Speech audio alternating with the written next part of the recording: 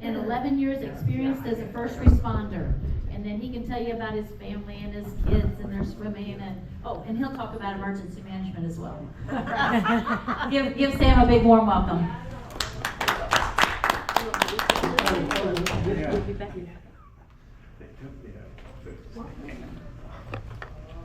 All right, thanks for having me back for I think this is the third time now I've been here. So some of you I've seen a few times now. Like she said, I've been part of the Cape County for pretty much my entire life. I spent 3 years in my early 20s thinking I wanted to live in a big city, and I was wrong. So I moved back. By big city, I live in Fenton, so it's not that big, but it's too big for me. So back here in Jackson, I do have a wife and 2 boys. One of those is a sophomore in high school, one's in the 8th grade, so they're keeping me busy. Currently now I've been a licensed paramedic for 14 years. I was a firefighter for 7 years before moving on to emergency management, which I'm now in my 6th year, 3 years part-time. This is my 3rd year doing it full-time. Fun fact about me is I've been a registered scout now for 35 years. And I got my Eagle Scout in 1997, whenever I was quite a bit younger. So when I was asked to come in here and present, the last few times I just kind of presented on what our office did, and it was kind of the same thing over and over again. So I was asked to come in and just kind of talk about events, disasters that we've had this year, and kind of how we responded to them, and how things went. Could we do things better, that sort of thing. So just a few things that we're going to talk about. The slideshow is just going to kind of be from my notes more than anything else as we talk about them. In 2025, as everyone knows, we started out with an ice storm in January, which there's not a whole lot we can do just for ice. It was more of a northern part of the county, and Perry County was really affected more than most of the county, but we did have a lot of power outages and road closures. In the role we play in that is we activate at a partial level, and we'll talk about what that means a little later on. And we help monitor roads that are closed, try and get better updates from the electric department. As we all know, if you've ever lost power, it's very difficult to get a timeline of when anything's going to get fixed. So we try and get better information from them on when power is going to get restored. And make sure that citizens have things that they need. If we've got folks with medical needs, we try and make sure we can get any equipment that they may need to them, if possible, if we can help out in any way. Some other things we ran into this year was flooding. So we dealt with significant flooding right at the end of March, early part of April. For that, mainly the biggest things that we can do is just help provide sandbags. So this year, traditionally we just provide the bags, but not the sand. This year we had such a request for sandbags that we were able to get a dump truck load donated from Capital Sand. We had it delivered to our parking lot. And we provided bags and sand for anybody who needed them. They were able to come there, fill them up to help protect their property during the flooding. And then, as everybody probably knows, we had multiple tornadoes this year. The experts, as they are called, are kind of leaning towards that's going to become part of the normal for us, seeing more and more tornadoes. So luckily for us, most of them were very short-lived, and they didn't really cause any damage, but we did have 4 this year in Cape County that did cause damage from the 1st of April to the end of May, early June. So we'll talk about how that response went in a little bit, and then severe storms like we always have. So we'll kind of cover how that all works shortly. But the biggest one that we want to talk about was the April 2nd tornado, and kind of how a response looks in a disaster. And this will kind of walk us through how we plan and prepare for and work through a disaster at our facility, and things that we learned. So The first thing we always do is we constantly monitor the weather, communicate with the weather service on things that are coming in. If we feel like there's potential for severe weather, we'll get all the emergency management directors in the county together, and we'll discuss how we want to handle it. If we want to stand up in an EOC, or if we just want to monitor things from our own office. For this particular event, things kind of moved fairly quickly that afternoon and evening as the tornado and the severe threat moved in. So we got early afternoon, we went ahead and activated the EOC partially. So that way we were in the office, had resources ready to go, making sure that we were able to get resources out as quick as possible if something were to happen. And that's something that we do a lot. For any storm, if we think there's potential for severe weather, we'll go ahead and partially activate and make sure that we're there just to be on the safe side in case something does happen. We did activate our weather spotter system, which currently right now is our volunteer fire departments have weather spotters. And there's also the ham radio club that also activates on their own, and we communicate with them during any kind of weather events. And then any communication with the weather service, we can chat with them directly through chat apps, or we can just call them on the phone. And they were communicating with us by phone and by chat apps that night whenever they knew that the tornado was definitely coming our way. Once we got in there, found out that, hey, there was a pretty good chance that a tornado was coming, we went ahead and started bringing in more individuals to the EOC, bringing in more resources to be on the safe side.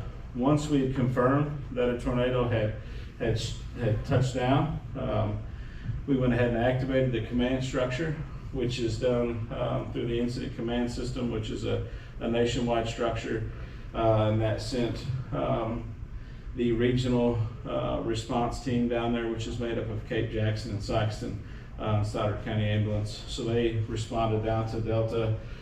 We also activated the highway department to go down there and help us get roadways open.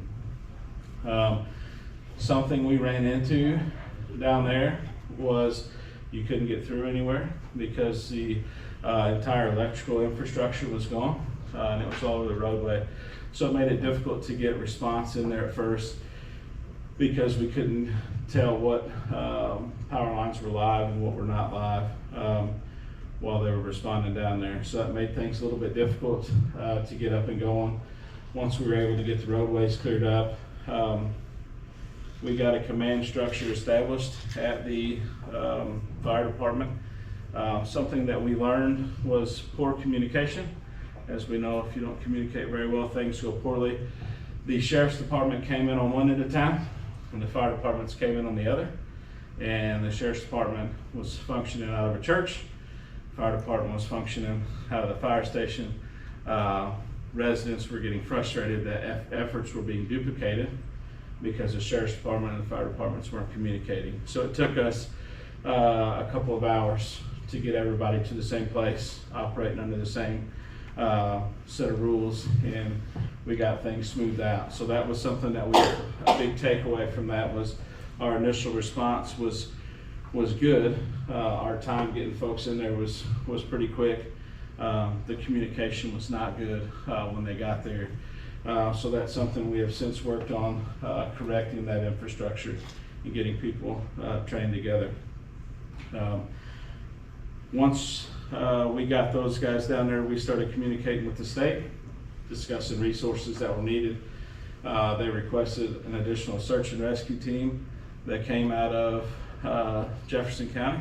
So they came down to help because we weren't really too for sure what all we had. And that kind of tied back into the poor communication. The sheriff's department had already done an initial search of all the affected residents before the fire department got down there and got set up. So then by 11 o'clock that night, residents were frustrated that people were coming to their house 3 and 4 times.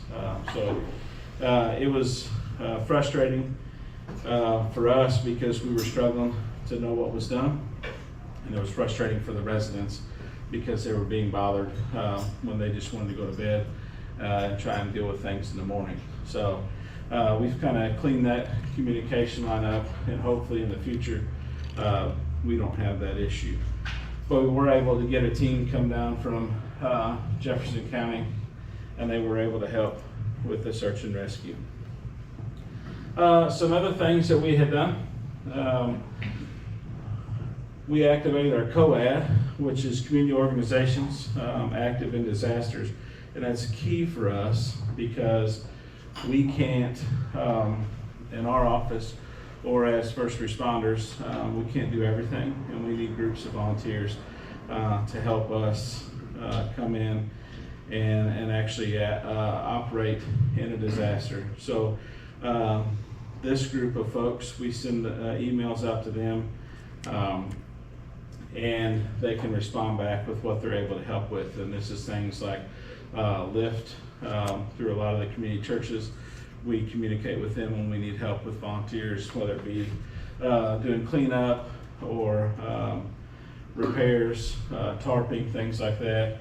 The Red Cross is part of that group, health department, and other organizations that can come in and help us get things set up and help us with the response. So we activated them right away, which is good because normally that takes a day or two for most groups to get activated. So we had those people coming within the first 2 hours, which really helped us kind of develop our structure and make sure that we had everything that we needed to help the citizens of Delta. We got the Red Cross down there within about 2.5 hours to establish a shelter, which we ultimately didn't need. We did, but people didn't want to stay in the shelter. They wanted to find other accommodations on their own. So it was nice that we had that, but they ultimately ended up not being able to use it, which is good that residents had family members and friends they could stay with and not rely on outside assistance for that. But we did have that established, and it stayed open for 2 days, unused before they shut down. And then the big key piece that most people don't think about in disasters is we were able to establish our long-term recovery within the first 3 hours. So what people don't think about when a disaster hits is they don't think about the long-term effects and how we're going to recover from that. And that's something that's going to start right away. So that's something that was important for us to get that established so we could help residents that potentially may need it with finding resources or financial needs that they have. So we were able to get that committee together right off the bat, get a donation account set up immediately, which is big because what do most people want to do in a disaster? They want to help with donations, they want to help give money, things like that, and that can be overwhelming for those areas whenever they're affected. So to have that bank account established and by that first 18 hours to be able to put a press release out on ways to help and have a streamlined process is key to making sure that the citizens get the help that they need. And that committee is still meeting now. There's still a lot of residents that we're trying to help. So it was nice to get that team established right away. And then our search and rescue teams, like I mentioned, were able to finish up secondary searches and make sure that there were no residents unaccounted for. The next morning at 6 a.m., we were able to get a county emergency declaration signed, which is pretty important because it allows us to, within certain parameters, respond to disasters without having to ask permission for everything that we do from the county commission. We can just go out and help residents within certain parameters without having to follow all normal guidelines as far as procuring resources, things like that. Who signed the declaration? Clint Tracy. Okay. Yeah, so in the county, so anytime that there's a declaration declared in our county, it's communicated between myself and the presiding commissioner, and then he would sign off on it. And then that opens us up to be able to respond without having to follow all the procurement policies and getting multiple quotes and things like that. We can get resources as we need them in there without having to have that long of a delay, which is helpful. So we can go out and get things right away without waiting a week or two to get those in, which is great. We established the donations and volunteer management. That was done through our COAD. We had that established by 7 a.m. that next morning, which was huge because, like I said, as far as the financial side, if you don't have somebody monitoring that money, bringing it in, it's going to always be questioned where the money went. I don't want to deal with that money. Banker is not what I want to do for a living. I don't want anybody questioning what I did with it. I want it to go somewhere else where it's monitored, audited, and taken care of. So we were able to have that done the next morning. And then our volunteer management was something that was key because we were able to get people in, get waivers signed, get them in safety vests so we knew who they were, get equipment where it needed to be to get roadways opened up, get ditches cleared for the incoming rain that was coming in. So homes didn't flood, that were not affected, and get the city kind of back up and going on its own. Which, if you had paid attention to what was going on down there, Ameren had to come in and completely rebuild that city's infrastructure, and kudos to those guys. They rebuilt that entire thing from designing it to getting it back up and going, and it was up and going by Saturday afternoon, which is impressive. They stayed up after the first night and redesigned that whole thing, made improvements to it, and then through their own co-op brought in several hundred people and pieces of equipment, and that's a well-oiled machine when they came in, and it was very impressive to see their response and how they were able to rebuild that whole thing. Ameren and CMO Cooperative? No, this was Ameren, Just and then they have their own cooperative agreements through other groups. So they brought in all their own people and rebuilt that whole thing, and it was impressive. Each one had a task, and when they were done, then another group come in behind them and kind of did their piece. So I can't say enough good things about them, and how they were able to get them back up and running that fast was key to their recovery efforts down there, because the majority of that town was just out of power. Once they got power back, they were fine. They were able to take care of themselves. So by Saturday night, probably 75% of that town, Delta was able to take care of themselves. Now, some of the houses south of Delta that were affected, they were waiting on electricity for a few more days. So they didn't get quite the benefit of it, but it was nice to see Ameren be able to do that. And I can't say enough good things about the support they've offered for that community. And then the other big thing we were able to do was get a donations hotline.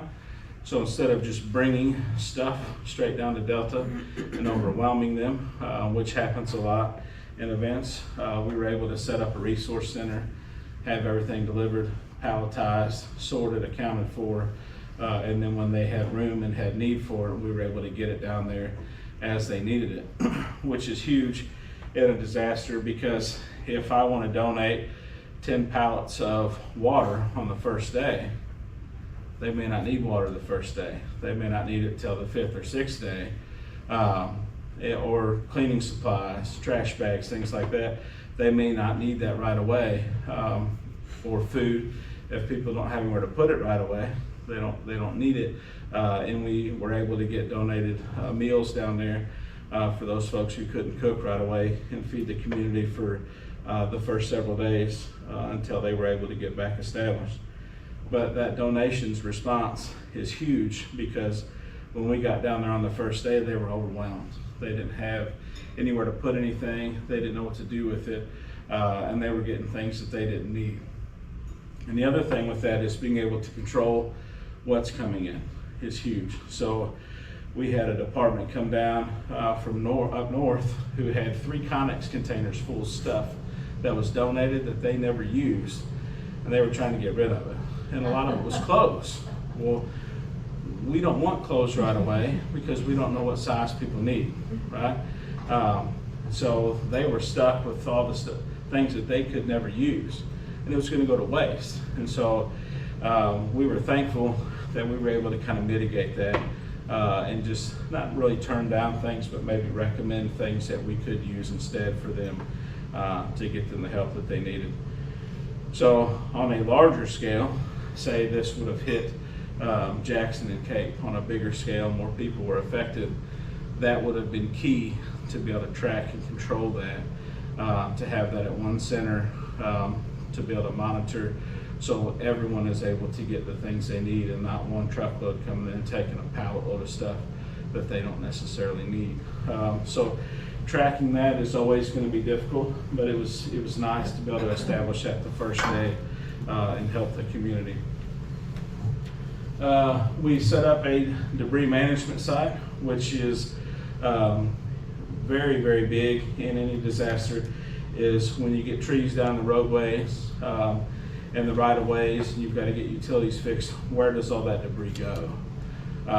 So one of the things we learned from disasters that happened down in Kentucky is you can't just take that pilot in a field and hope somebody can come and get it. All that stuff has to be sorted so it can be gotten rid of. We were able to get rid of it.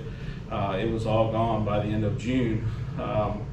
And some towns that haven't sorted it, they're sitting on it a year or 2 later. So we were able to get rid of it and get it out the door by the end of summer, which was fantastic. Because that's all got to be sorted by yard waste, construction materials, metals, aluminums, anything that could have contaminants in it, your rubber tires, things like that, if they end up in there. If it's got asbestos, that's got to be sorted out.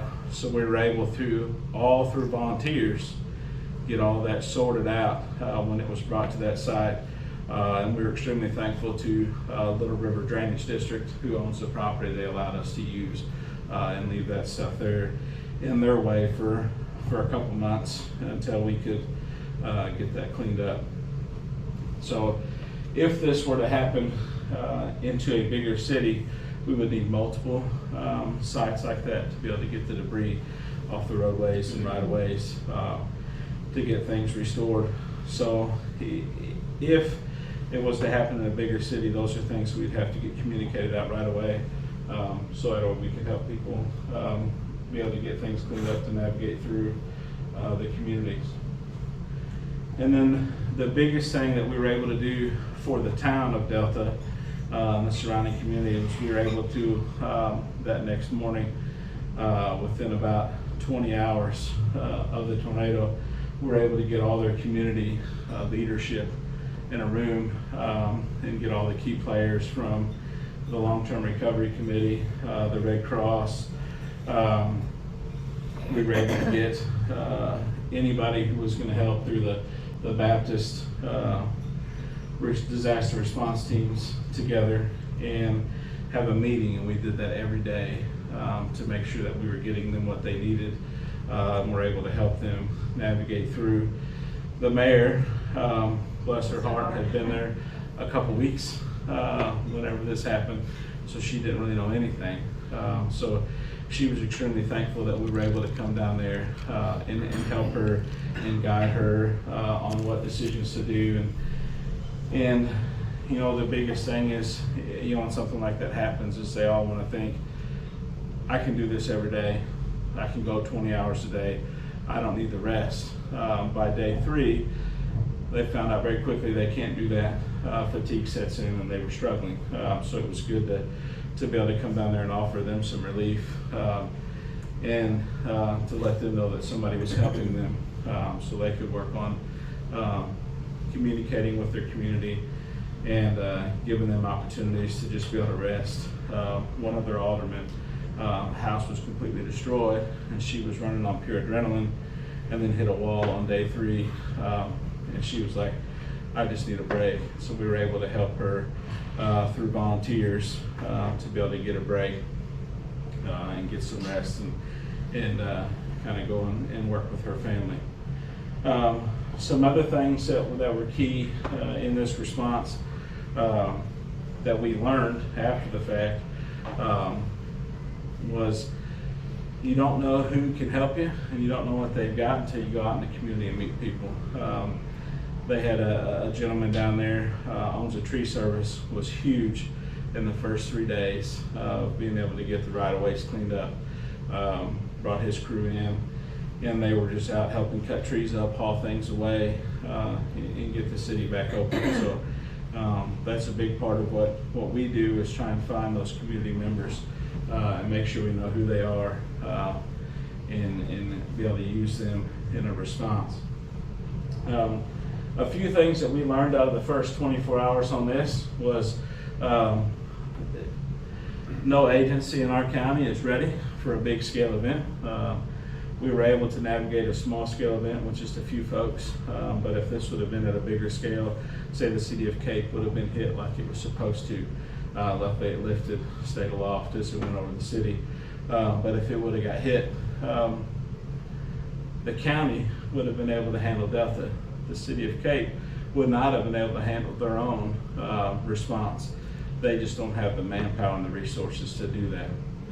So one of the things that's really come out of that is we were able to sit down and start developing some MOUs, memorandums of understandings with other agencies on how we can work together. So that was big. We're actually in the process of getting some of those signed right now, following all the processes through city councils, commissions, to get those signed. So by the end of 2025, we'll all be working together and being able to pull each other's resources and use each other's facilities, which is nice. That was a big takeaway that we got from this disaster as far as recovery goes. A few other things that we had learned is, as much as people want to say that the government can come in and help you, I don't want to say that FEMA has its own set of rules it plays by, but that's not a good response, is that I'm going to rely on the government to come in and help me. Unfortunately, they didn't come. They didn't help out. And we had a lot of residents who were struggling to figure things out. And the tornado hit on April the 2nd, and we didn't get a FEMA response for our residents until November of this year, when they finally showed up. So that declaration didn't come, and it was through Senator Hawley and Senator Schmidt that actually got pushed through. They spoke with Trump's office and said, hey, all these other declarations got approved. Ours is still pending. What about our residents? And they were able to get him to reconsider and push that through. A few months too late, unfortunately. But so we did learn that we've got to be a little more self-sufficient when it comes to response, and do a better job of educating people up front on what to do and how to protect themselves if FEMA does come in. They had waited so long. We had already, as a long-term recovery committee, started helping people with donated funds and getting other grants and things like that to help them, or people who use their own insurance, things like that. There's a way to get reimbursed through FEMA up to a certain percentage, but you've got to have pictures and receipts and make sure you're keeping all that paperwork. And that was something that hadn't really been done because people weren't reminded to do so when they were getting help. So unfortunately, we had 45 residents affected in that storm, and when FEMA left our office before Thanksgiving, they had only had 19 people reach out, 19 families out of the 45.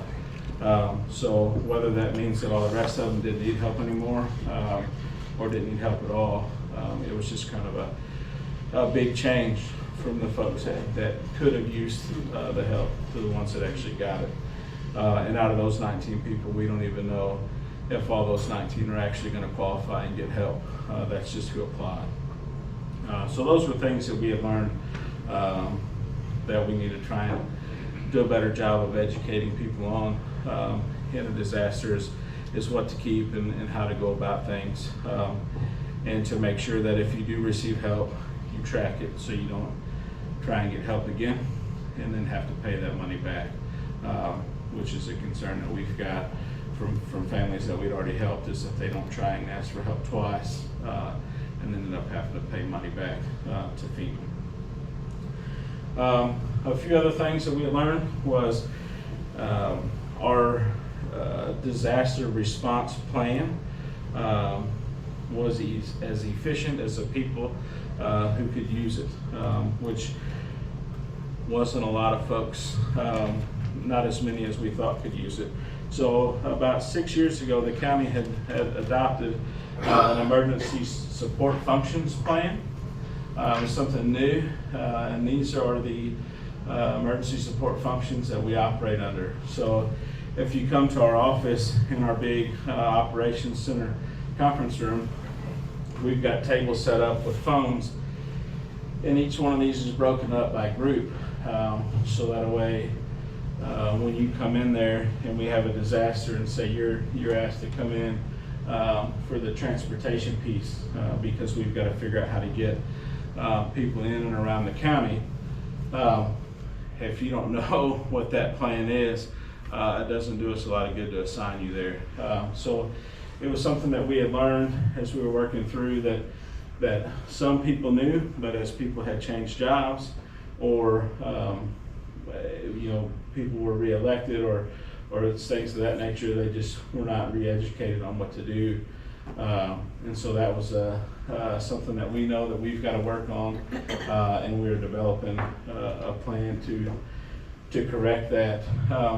But as you can see on here, we've got everything broken up pretty well, to where we can kind of go through and activate just what we need, so we don't have to bring everybody in at one time. So for us, we'll always start with support function 5, which is our information and planning, which is our office, and then we'll kind of grow from there depending on what disaster we have. So we had learned that our office was trained. A lot of the initial folks that would come in were trained. When the tornado hit, emotions got to some people, and all of this went out the window, and they tried to just run things like they were on the scene and trying to dictate what was going on instead of sticking to the plan. So we had to regroup and reset. So that showed us that we had a lot of training and education that we needed to do as far as how to operate, which is something we've been working to correct, so we don't have that problem in the future. But this is, as a community, if you're curious how we operate, or if you have questions about how we would do things, we can break everything down into one of these support functions, and give you some information on how those would work, as far as if we have an outbreak, we're really going to start here with the public health and medical support function and grow from there. Some other things to kind of educate folks on. This is something we hope to do a better job of in 26, is what do we activate for, and what do those activations mean. So we can go anywhere from a level 4 to a level 1. Level 4 is essentially, with the snow that came in last night, we were at a level 4, which means we were monitoring at a low level. All the E&Ds in the county were in communication, and we were prepared for if anything happened, that we could bring in additional resources. Luckily, it didn't pan out like they thought it would. We didn't get the freezing drizzle that they thought we might get, so we weren't ever needed. So we were able to stay at a level 4, which was good. For most of our events, especially severe weather, we start at the level 3, which is a partial activation, which is where our command staff and a few of our support functions will be on site. And then we can kind of work from there, depending on what the threat is when it comes in. Level 2 is a full activation, which this is going to be more tornadoes touch ground and hit cities, major earthquakes, large scale fires, or if we have massive flash flooding, or things that we would activate for, and then any kind of a medical event, we would activate for that and bring in somebody from every function. And then our level 1 is when we're at full capacity. We can't do this on our own. We've got to start looking at other outside resources to come in and help us, which hopefully in all our lifetimes we don't ever get to this, because that means that most of the county is impacted, and it's going to take us months to years to fully recover. So hopefully we don't ever get to that point, but you know, we've always got to be prepared, just in case for that. Some other things that we've been up to this year is we've been working to grow our community organizations active in disasters group. That group covers 4 counties. We cover Perry County, Boulder County, Scott County, and then Cape County. So we're working to grow that group. One of the things that we found in May, when Scott County was hit, just north of Saxon, is that everybody needs help. And when they got hit in the county, they had a very hard time with their response. So they needed to call us, and we were able to go down there and help them kind of get things established. And they found pretty quickly that they were short on those organizations and who to contact and who to bring to the table. So we meet quarterly, and what we do is it gives us an opportunity to get everybody in a room, talk about what's going on with their agencies, and make sure that we have a plan to be able to grow and work through disasters. This group is huge because anytime we need volunteers, traditionally they start from that group, as long as their employer gives them the time to do so. I'd already touched on the Emergency Operations Center Memorandum of Understanding. That is between the county, City of Jackson, City of Cape, and Seymour University. So currently that has been approved. We met with all the elected officials and community leaders back in November. It was approved. Now it's just working on going through the process of being voted on at council meetings. Seymour University has already approved and signed. Jackson has approved and signed. The county's going to approve and sign it on Monday or on Thursday, and then we're just going to wait on the City of Cape at their next meeting that they have a quorum to get it approved, and then that'll be in effect. And that's key. That's something that honestly this county has never done, as far as anybody knows, is we've never worked together, which is a shame. The counties, no one can do it on their own.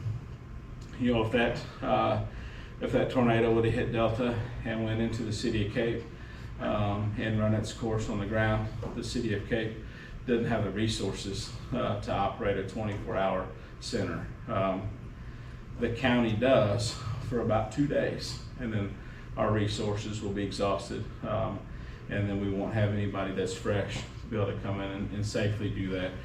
But by bringing all the organizations together, we can operate on 12-hour shifts, and everybody gets an opportunity to continue with their jobs, check on their families, and work on the disaster. So it gives us more resources and a better pool of folks to bring in, and it also helps us, you know, the City of Cape, if they have a water main break, Jackson can help feed them water, as we found out with the last time, but making sure that those folks are all communicating and know who each other is. So that way, in a disaster, this is not the first time they're communicating. Is a good thing with this. It's also given us the opportunity to do some training. So we are working on developing a training program for next year for all the disaster response team members from those agencies. One of the things that we found out very quickly is some of the people on the county side remembered what their jobs were. City of Jackson, they knew what their jobs were, but they hadn't done a lot of training. And the City of Cape hadn't done training in a while. So this has given us an opportunity to train together. And then it will also bring us opportunities to train people on specific functions that they would do. So my deputy Charles and I were working through a training program for next year to be able to get people up to speed. And we plan on doing that quarterly with those people to try and get folks trained up, so that way, if we have a major disaster, you know, I guess it's not really if, it's when, because it's going to happen one day. Everybody's trained up and we can help. I apologize if I missed something, but when you're saying this is the first time you guys have worked together, thank you for your leadership with that. But if they did hit Cape, is the county not responsible? Are they their own entity? Because So they are. So it's kind of it's kind of weird how that all works. So we don't have to help anybody but the residents out in the county. We don't have to. The City of Jackson, the City of Cape have their own emergency management staff, and which is their fire chiefs, and we can just say, you guys are on your own, it didn't affect us. In years past, apparently that has happened. You know, if a city had a need, if I didn't want to get out of bed and come in, I didn't have to. But that's not best for the citizens, right?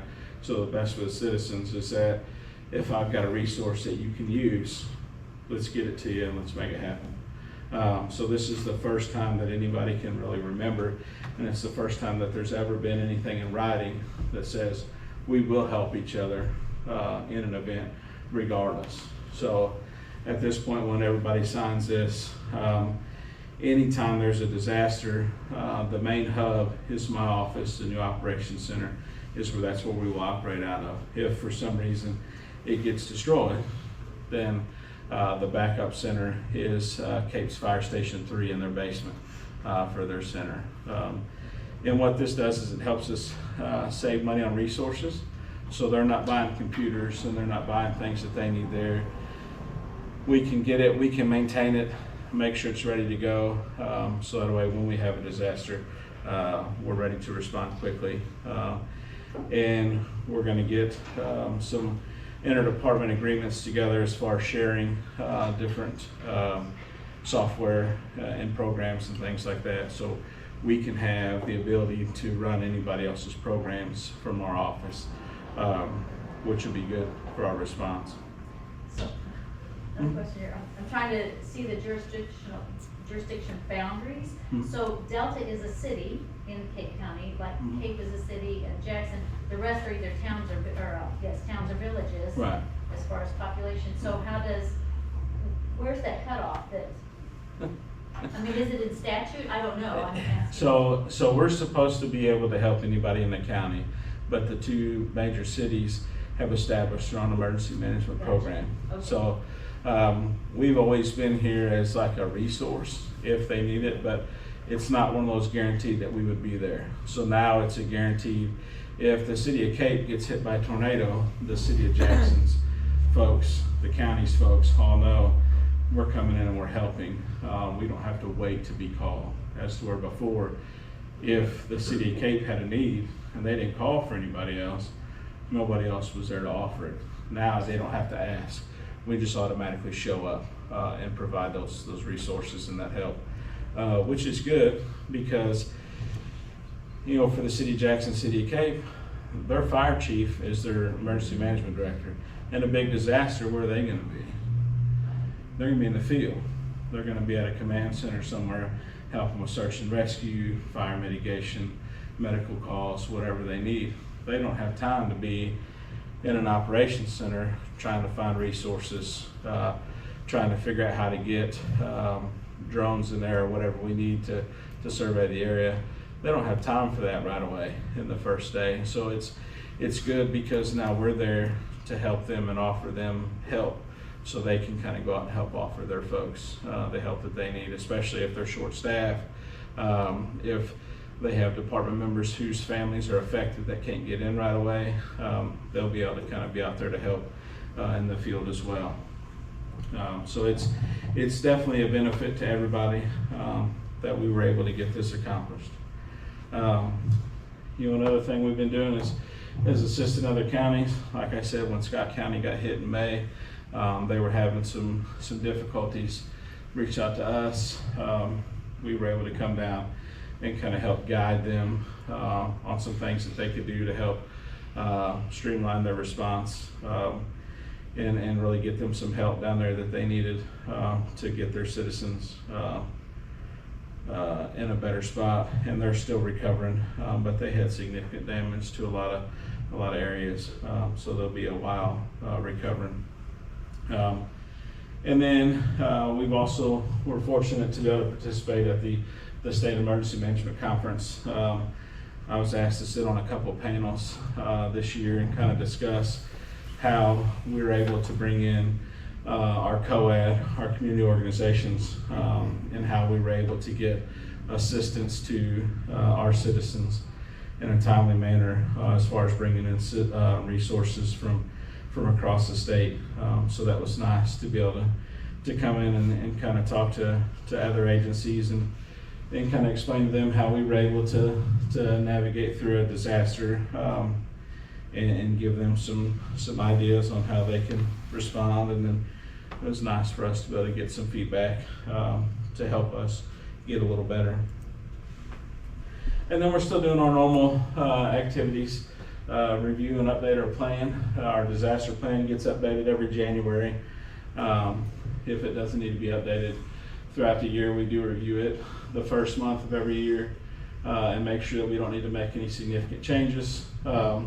We monitor countywide activity, something that we're hoping to get better at this year as we start working together a little more, is bringing everybody in and maybe doing a partial activation whenever like the CMO fair is going on, and use those as training opportunities as far as doing the paperwork, things like that, to get us more comfortable and get more people comfortable with how to handle those large scale events and work on the monitoring piece of that.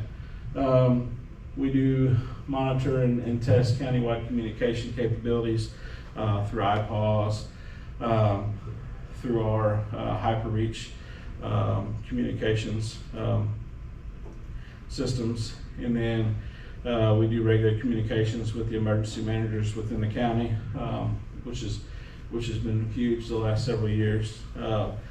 And then we maintain inventories of our resources and equipment. One of the things we found that we were deficient in was when we bring in volunteers, we didn't have any equipment for them to use when they go out to help, whether it do storm cleanup, things like that. So one of the things we're working on for our budget, if it gets approved, is being able to have a small supply of things that we can use to send down there to help them out, hand tools, and being able to keep a small cache of yard trash bags, things like that. We were able to acquire quite a few gloves, safety vests and stuff, eyeglasses, to make sure we're keeping our volunteers safe whenever they're out there helping out.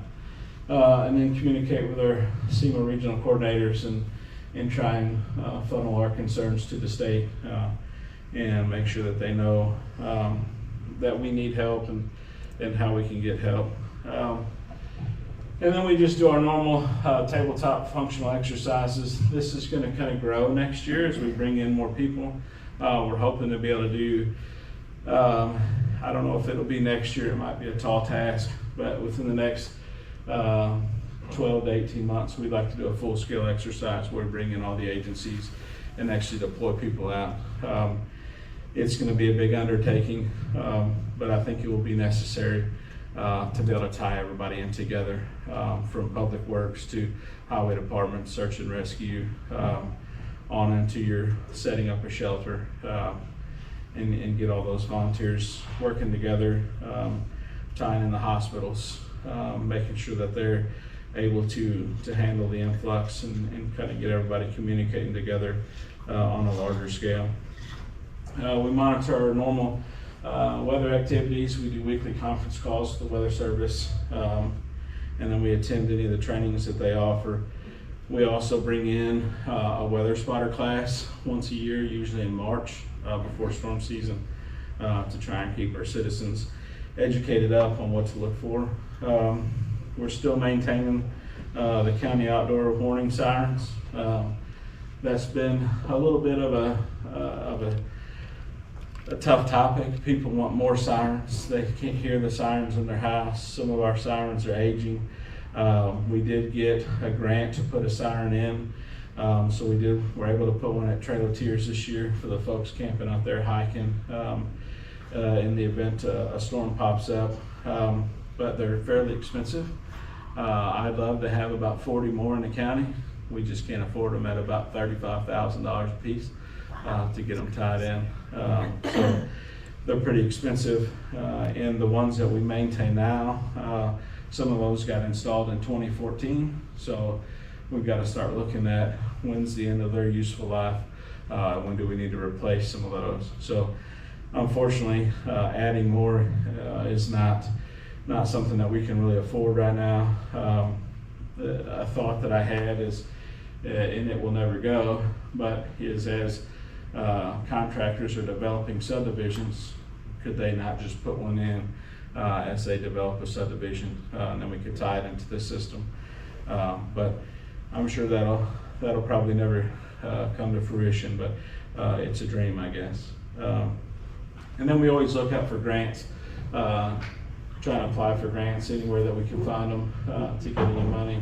The grant pool starts to dry up, and it'll probably continue to do that. So unfortunately, there probably won't be a whole lot of opportunities for those in the future, but we are looking on those. And then we're checking on the state's resource request system regularly, making sure that is still functioning and we know how to use that. And then these are just other duties that we do regularly as far as the meetings that we attend, going to the countywide emergency management meetings. We go to and host the 4 county COAD meetings. We participate in the quarterly regional CEMA emergency management meetings, the regional RSOC meetings. We attend the Southeast Healthcare Coalition meetings, but it sounds like that's going to be restructured. So I don't know that the Southeast region will still be a thing into 2026, but we will hang on and see where that whole system goes. We coordinate and chair the CEMA LAPD meetings, which is our hazmat response and training for 8 counties.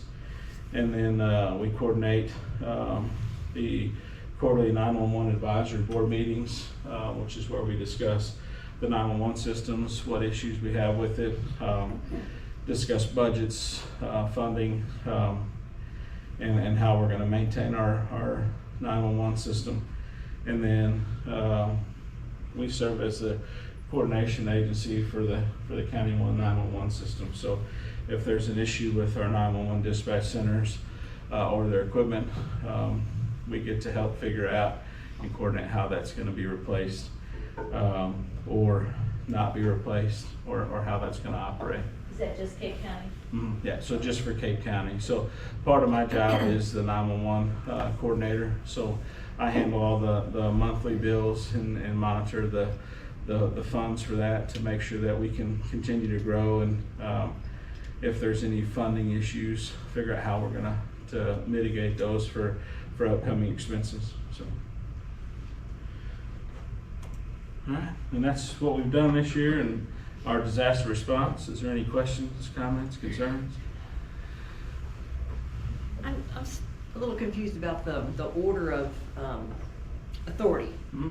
So you mentioned in Delta the fire department was doing one thing, the Right. sheriff was doing. Who is there a grand? You do that. So there Who's is. coordinating? I didn't get that. So, boss, right? so Yeah. here's the issue with that. That's what I ran into. Everyone thinks they're the boss, and that was kind of the issue. Is in the incident command structure, they should have formed a unified command, which would have been a member from the sheriff's department, the fire department, Ameren, and if there was any other co-ops down there that were affected, they should have all been come together into the incident command post on scene, and that's where we would communicate with them. The problem was, as the sheriff's department came in from the backside of town, because the roads weren't closed with down power lines, and they were able to get into town, and they established their command post. Fire department established their command post, and then they met in the middle at some point and realized they were duplicating efforts. So once we finally were able to get the sheriff's department over to the fire department, because nobody wants to move, right? Nobody wants to relocate there. So we called the sheriff's department and the gentleman on scene and was like, hey, I just need you to pack up and come down the road with these guys and get them together. Is that part of the plan, or Yeah. part of the? It's what supposed you- to be, yeah. So the issue with the plan is, and it's absolutely nothing to any agency or any department, it's just in how they're trained. So the fire department uses the incident command system every day. That's how they operate, on a chain of command. Law enforcement is taught that briefly in the academy, but they don't do it every day. They operate on a different level of a command system. So for them, when they get to a scene, they continue to stay in that system and they don't transition over. So that's something we've tried to get a lot better at, is educating. We've put together a book. I don't know how far it's going to go besides the trunk of someode's car. In a disaster, open it up and it tells you how to do everything, from forming a unified command to how to demobilize once everything is taken care of, how your command charts work for each agency. We're still trying to get that finalized to get that out. Will it help any? I don't know. I hope so. But Is there a book or a pamphlet, or I'm sure there is, I'm just asking, for the citizens? mhm. You know, if a tornado hit my house and I survived, will the phone work? Well, you know, how will I just sit there and wait for somebody to find me, or Well, how as does we that will know, work? no one is going to sit inside and wait. Everybody's going to get out and start doing their own thing, and so that's something that we just don't have a good way to get the information out as far as a book, and that's honestly not a bad idea at all, is to develop a pamphlet of what to do in a disaster. And that's something we could probably put on our webpage. Again, will people use it? I don't know, to develop a kind of steps to do that. One of the things that we started working on, and really it's just a matter of going in and doing it, is developing a podcast for people to listen to podcasts.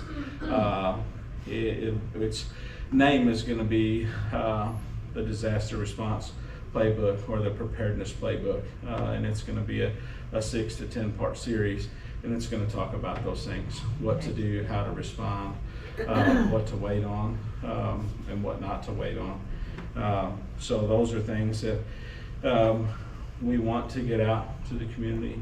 It's just a matter of sitting down and getting all the right people in the same room at the same time with a microphone to record those steps. So.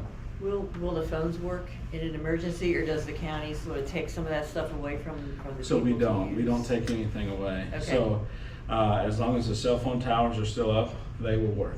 Okay. We have the ability to bring in mobile cell phone towers, but it will probably take somewhere between 12 and 24 hours to get them here. And as we all know, that's if larger cities don't get them first. That's how that is. We looked at buying our own to the tune of somewhere around $85,000 a piece to have those. To really get good coverage in the county, we would probably need 15 or 20 of those to do that. So that's not a good option. So we're still exploring how to get portable cell phone towers in here.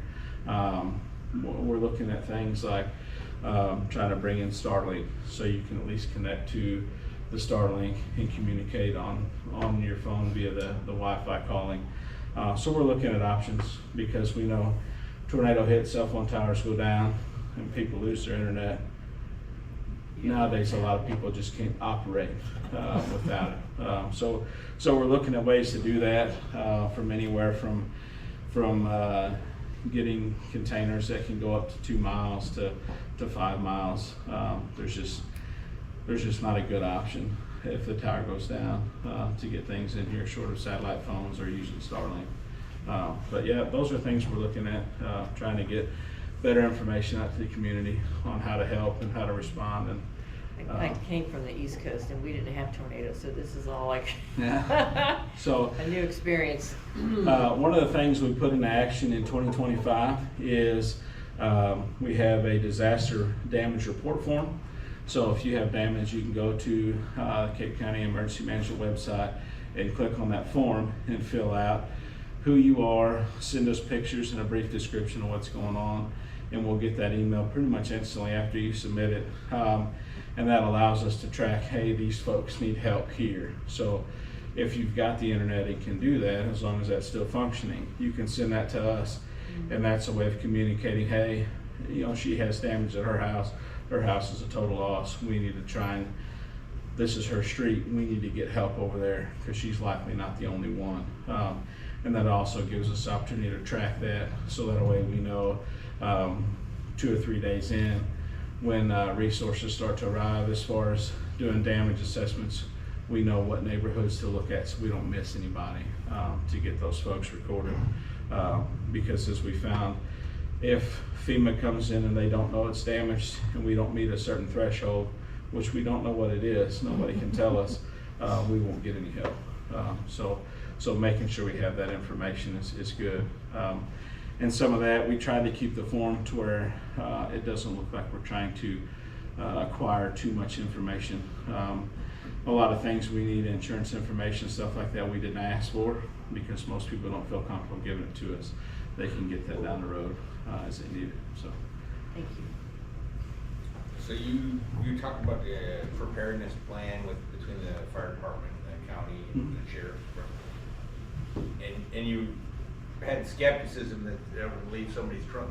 Have they gotten like training? Have they done a drill between interdepartment drill? So that's something that they've started working on. So the regional response team, the HSRT group, that's Jackson, Cape, Sykes, and Stoddard County, which is the main group that would do all of our search and rescue, structural collapse, trenches, and things like that. They've started getting some of the folks from the Sheriff's Department's SRT group together, their special response team, and they've started training together. And we've started doing a lot more communication with the command staff at the Sheriff's Department to make sure that they understand. And when we get that book developed, they should be able to train on that at their regular meetings and look at that. And if we need to go in and help them, so that way everybody's on the same page. And that's I'm not picking on police departments or anything. Highway patrols can be the same way. They don't operate that way. So that's what we're trying to develop, a book that we think may help them. So if they get there, they can open it up and be like, okay, this is what I need to do. And take a minute or two and kind of read what they need to make sure they're doing, so that way everybody's on the same page. I think every time you meet, you basically close the distance about half to where you're at, so that after the second time they try it, they've got 75% of it done. Yeah. And then they get you just keep getting closer. Right. The first few times is the biggest impact. Right, and those are things that they can, all that training stuff they can do online. FEMA has online courses, take about 2 hours, then they can learn all about the incident command system. So those are things we're encouraging them to do, is just take those classes to familiarize themselves with it so they know what to do, so they're a little better prepared. But that one, Delta, I want to say that's a one-off situation, that they just came in on different sides, didn't know the other one was there until they met in the middle. Probably not, but we're just trying to work and make sure it doesn't happen again on all three angles on that. So. I have a question. My mom lives out in Bolingbrook County on Marble Hill, and another neighbor had called me, and I guess someone was driving, they threw out a cigarette. Well, it caught on fire, so the neighbor had called me, and I live in Cape, telling me about the fire, they thought it was, you know, gonna get out. So does Marble Hill not have a fire department? So- Luckily, I called my husband, he was at CC, Yeah. and he said another neighbor came down and was, trying to, you know, put the fire out. So Right. who takes care of Marble Hill? So I believe their name is Woodland Fire Department. They Okay. combine a few departments, and I believe they go under Woodland. Are they, is They've it got- It's a volunteer department. it's a volunteer? Mhm, Oh. yeah. Do you happen to know? Because see, my mom passed away, so we haven't sold the property, and she has, Mhm. you know, acres of land. And if people driving by on the gravel road throw out cigarettes. Right.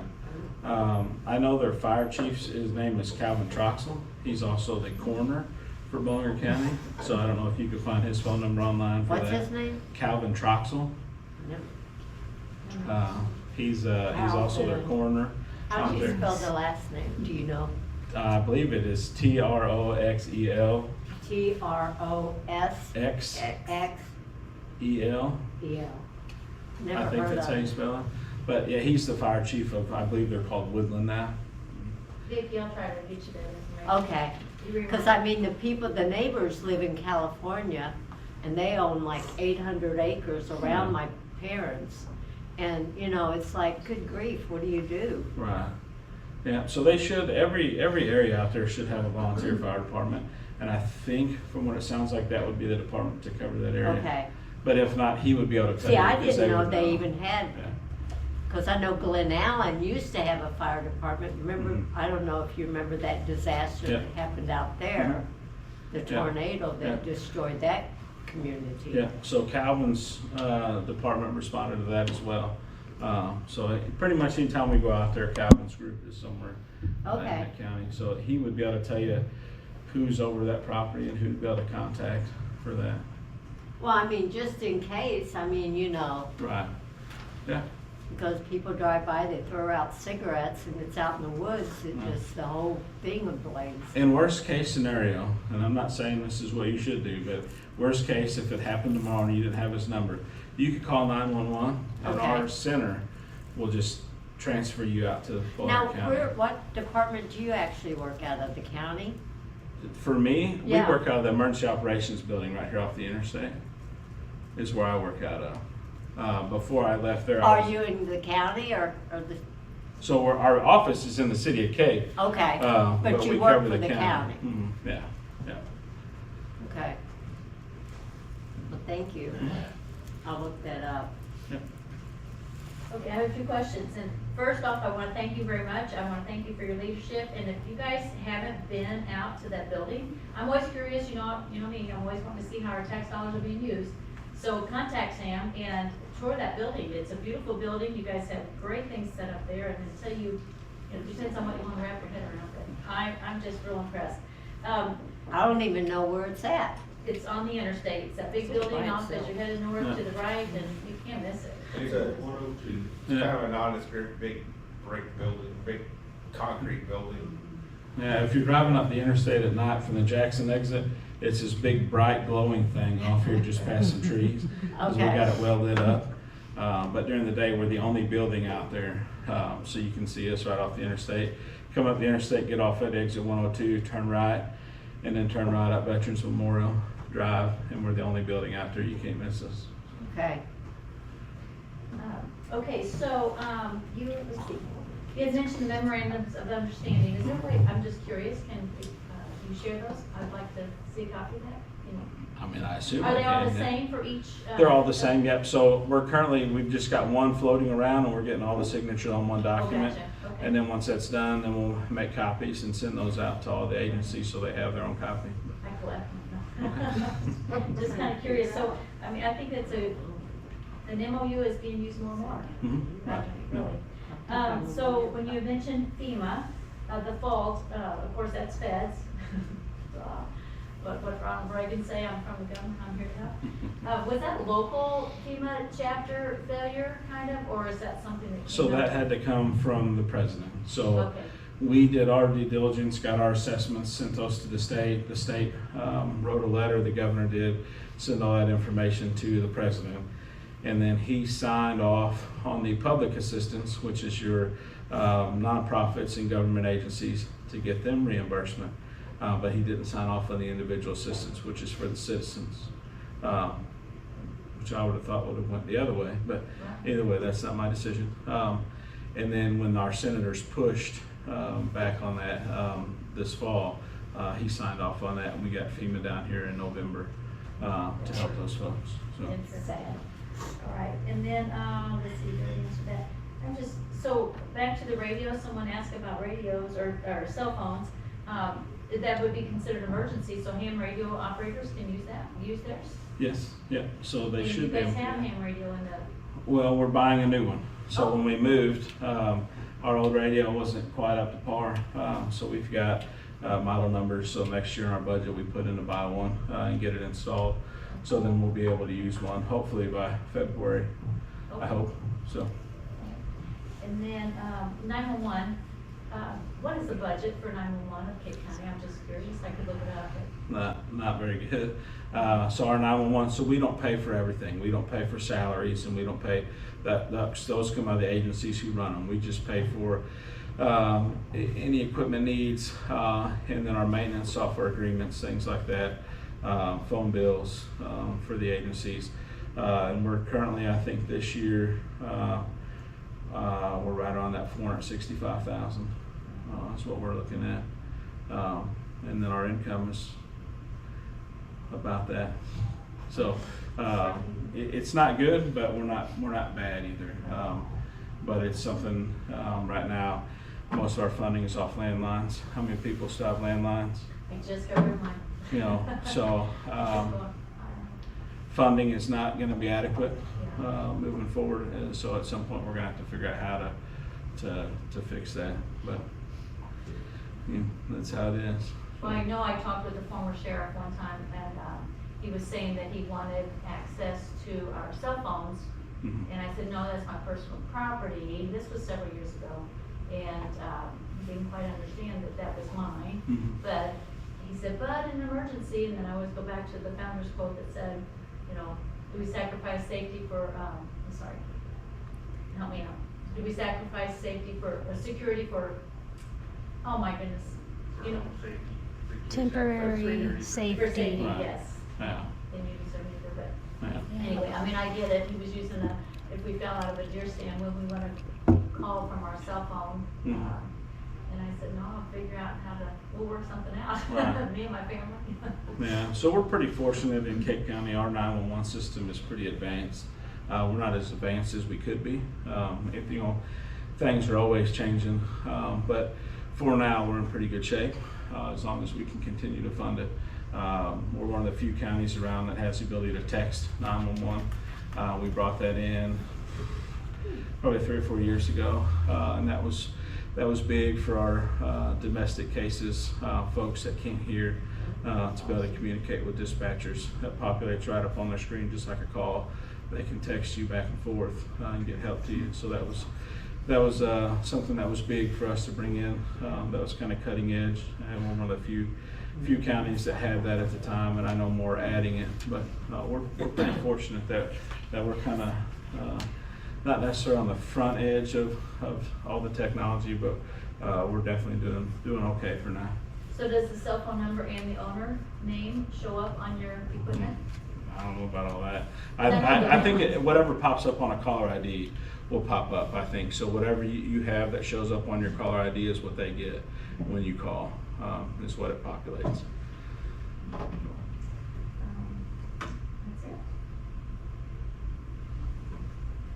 With regard to the warning sirens, Mhm. where can we find a map of where the current ones are located? I got one in my office. We posted one, somebody asked for one this spring, and we posted it. It's very hard to see because it's so small. We don't really have a good one that we can send out that you can kind of zoom in and see where they are. But I can try and get one, try and get a better one that you guys may be able to zoom in on, so she can share it. Okay. We're trying to work with our GIS departments to get that better, so you can zoom in, because right now when you zoom in you can't really tell where they are. we've got all the latitude and longitudes on them, so I think we can do a better job of creating a better map, but that's above my level of ability. But I think we've got that capability, so hopefully we can get a better map. Okay, thank you. Mhm. I know we got a newer one out by Notre Dame. Mhm. We can kind of hear at our house. Yeah, yeah, The so one that at one. McAllister's. Yep, so those are the City of Cape sirens, they fund those. We fund all the ones not in the city limits of Cape or city limits of Jackson, and then SEMO University has their own, but their system is a standalone system because they have other alert systems in buildings and phones. So we can sound any siren in the county except for the university. So we just communicate, hey, we're sounding the City of Cape sirens, and then they'll sound theirs as well, if need be. But we have ours, the entire county is, besides the universities, on one system now, and we can sound off in zones or just by city. So if the City of Cape is the only thing that's gonna get affected, one's dropping down on the interstate, we can sound just the City of Cape. Or we do them in zones. Unfortunately with the zones, people don't like that. It's the best way to hit a whole track of people without missing anybody. But if you're in the City of Cape and your siren goes off and it's just gonna hit Delta and Dutchtown, it can be frustrating. But we don't know if it's gonna turn and go up to the city, if it's gonna lift. So some citizens get frustrated that a siren goes off and there's not a tornado coming towards their house. But we can't sit there and hit 35 or 40 individual sirens. So the best way to do it is by the cities and then have them in zones, just in case it was to turn and go another direction. How many does the city of Cape have? I don't know. I don't want to lie to you, because I probably would if I told you an exact number. But they've got the entire City of Cape is covered. So if you look at the map, I don't Because think we there's can't hear it in our house. inside or neighborhood. outside. Where's your neighborhood at? It's close to Ford and Sons Funeral Home. Just up on the hill. Okay, so there's a side. The closest one there would be There's one at McAllister's. Hopper, Old Hopper. Crosses the interstate there. There should be a siren right there. There's don't also hear it. one at the county park, and both of those should overlap a little bit, Huh. kind of in that general area. No. So, yeah, and then there's also one. I don't know if you could hear the one at Arena Park or not. That might be too far away. But they're made for if you're outside to hear them. If you're inside, a lot of Yeah. times people don't hear them. Oh, okay. Yeah, so they're only for if you're outdoors to tell you to Okay. get inside. Any other questions? All right, well, I appreciate you guys having me back.